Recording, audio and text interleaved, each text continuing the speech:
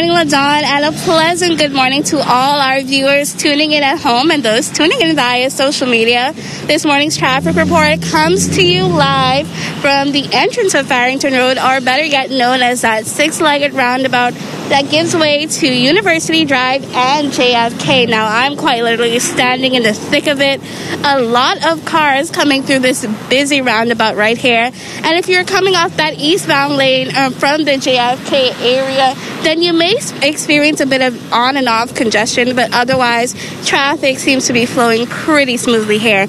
Now, joining us this morning to talk about the ins and outs of traffic is Inspector Jerron Thompson of the Royal Bahamas Traffic Division. Thank you so much for joining us.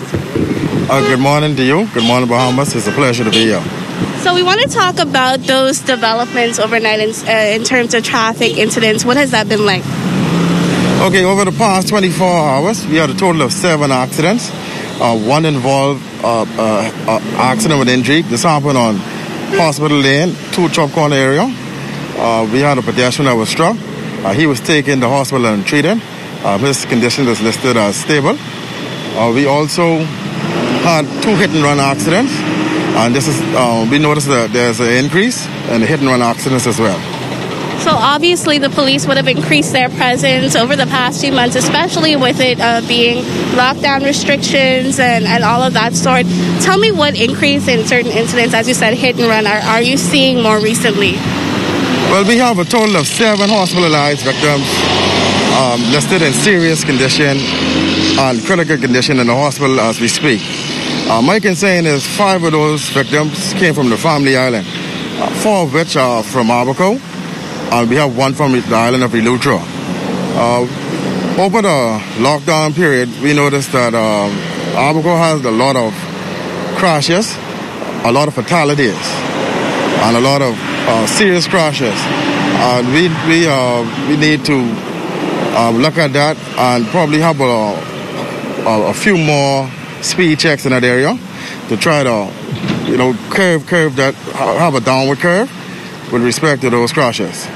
As you were saying just now, Abaco is one of those islands that is currently under a lockdown curfew, 24-hour curfew on the weekends, and a early curfew just like Nassau. So is that playing a factor in these accidents? Is a combination of speed, trying to rush home and all of that stuff?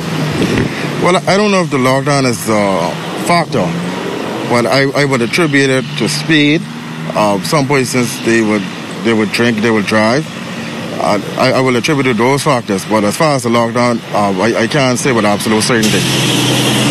Right, and I know you guys are on the road and you're looking out for certain things all the time, all in Abaco, here in Nassau, all over the Bahamas.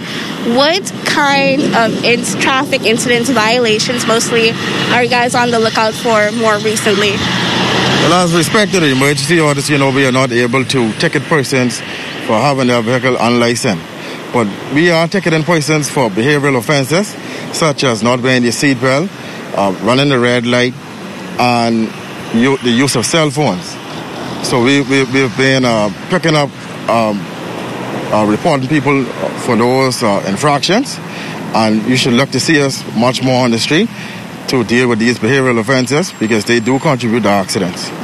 Obviously, these infractions are a very serious thing because, as you said, the increase in accidents on Abaco, we've had quite a few traffic incidents in Nassau.